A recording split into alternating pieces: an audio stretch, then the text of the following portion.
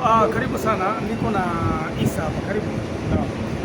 Isa, wewe kama mwanasiasa hapa Kenya, mwenye anaelewa historia ya siasa hapa Kenya, Salah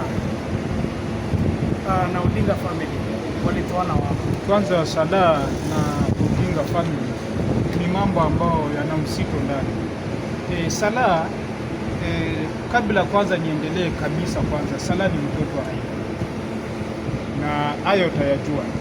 Salah baba yake mzazi wa kumzaa ni mfanyabiashara mkubwa, tena amefanya biashara kubwa kule Migori, ameingiliana na Wajaluo, wamefanya vitu mingi kwa Wajaluo kisiasa. Wanaishi Migori, wameishi kule Migori kisiasa na mambo mengi sana.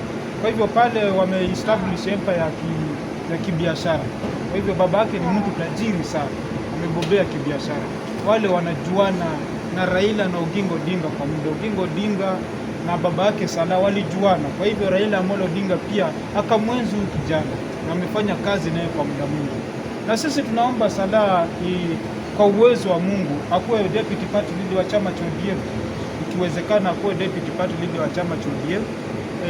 Akuwe naibu wa Oburu Odinga ikiwezekana, maana ule alikuwa mtu wa karibu wa baba, na kama alikuwa mtu wa karibu wa baba, basi wanaweza shirikiana vizuri na Oburu Odinga.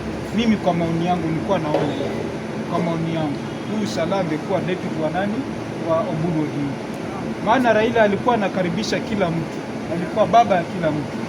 Winnie Odinga ajue kwamba Raila alikuwa baba yetu sisi sote, ijapokuwa yeye ni biological daughter, lakini sisi tulikuwa adopted kwa baba. Ndiposa Kenya mzima ilikuwa inaita Raila baba, vile wa South Africa walikuwa wanaita Mandela tata. Tata kwa Kibantu inamaanisha nini? Baba. Father of the nation, father of everyone. Kuna kitu kinaitwa Ubuntu, ama kwa Kibantu tunasema Ubuntu, yani utu. Baba alikuwa na utu, kwa hivyo ndiposa tukampa ile title baba, tata. Kwa hivyo alikuwa baba ya kila mtu. Kwa hivyo Salah ni mtoto wa Raila. Raila alikuwa na mtuma, alikuwa na mwenzi, anamdhamini, na yeye pia akamdhamini, akamstiri, akastiri uchi wa baba.